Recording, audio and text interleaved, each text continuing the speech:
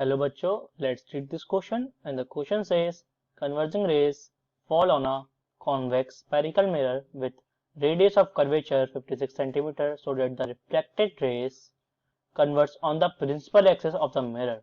The distance from the intersection of these reflected rays to the mirror is 20 cm. Find the intersection point of the rays without the mirror. तो बच्चों हमसे इस question में पूछा है कि जो कन्वर्जिंग रेस हैं वो एक कॉन्वेक्स स्फेरिकल मिरर जिसका रेडियस ऑफ कर्वेचर 56 सेंटीमीटर है उस पर पड़ती हैं और आफ्टर रिफ्लेक्शन वो कन्वर्ज होके प्रिंसिपल एक्सिस पर मिलती हैं और जो डिस्टेंस है उस मिरर के सेंटर से उस इंटरसेक्शन पॉइंट का वो दिया है हमें 20 सेंटीमीटर। तो हमसे पूछा है कि अगर जो कन्वर्जिंग रेस हैं वहां पे अगर कोई मिरर नहीं होता तो इनका इंटरसेक्शन पॉइंट क्या होता।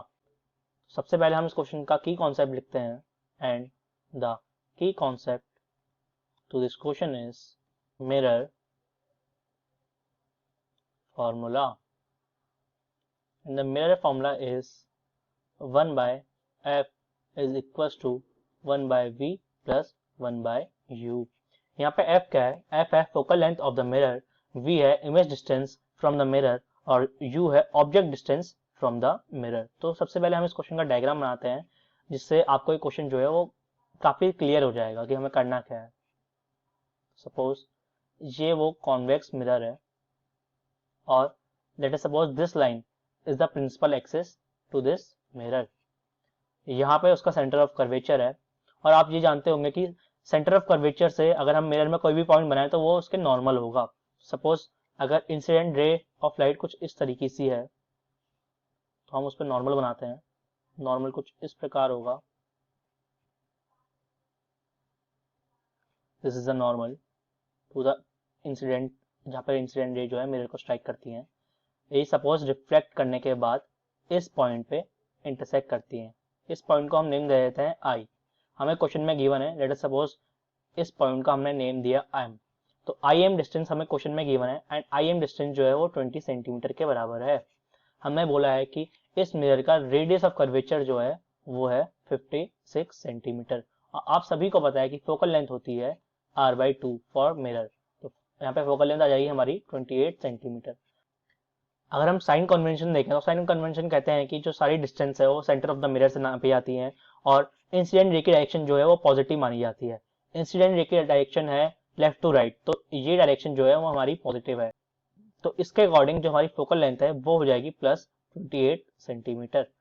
अब हमसे क्वेश्चन में पूछा है कि अगर जो ये कन्वर्जिंग रेस है अगर यहाँ पे मिरर नहीं होता तो ये जिस पॉइंट पे मीट करती वो पॉइंट का डिस्टेंस बताओ। तो सपोज ये कन्वर्जिंग रेस को हम आगे मिलाते हैं, ये इस पॉइंट पे मिलती, इस पॉइंट का हम नेम दे देते हैं, इस पॉइंट का हमने नेम दे दिया ओ। तो हमसे पूछा है ओ एम डिस्टेंस क्या होगी। तो ओ एम डिस्टेंस को हम सबसे पहले लिखते हैं, ओ एम डिस्टेंस और कुछ नहीं, ओ एम डिस्टेंस है object distance from the mirror. तो ये ओ एम और कुछ नहीं यू है।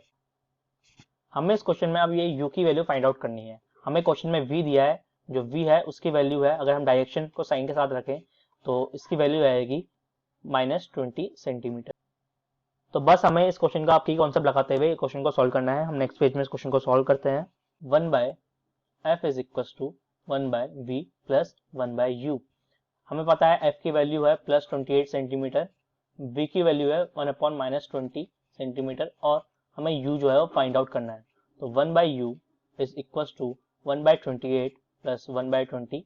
हम एलसीएम ले लेंगे तो एलसीएम आ जाएगा, नीचे आ जाएगा 28 इंटू 20, ऊपर हो जाएगा 20 + 28 which is equal to 48/28 into 20। हम u की वैल्यू फाइंड आउट करते हैं, u is equal to 28 into 20/48। 4 से हम दोनों को कैंसिल करेंगे 7 टाइम्स 12 टाइम्स, फिर 4 से कैंसिल करेंगे 5 times 3 times is equal to 35/3। इसको अगर हम और सिंप्लीफाई करें तो हमारी u की वैल्यू आ जाएगी 11.67 centimetre. Hence u is equals to 11.67 centimeter is the final answer. The final answer to this question is u is equals to 11.67 centimeter. Hope you understood it well. Best of luck.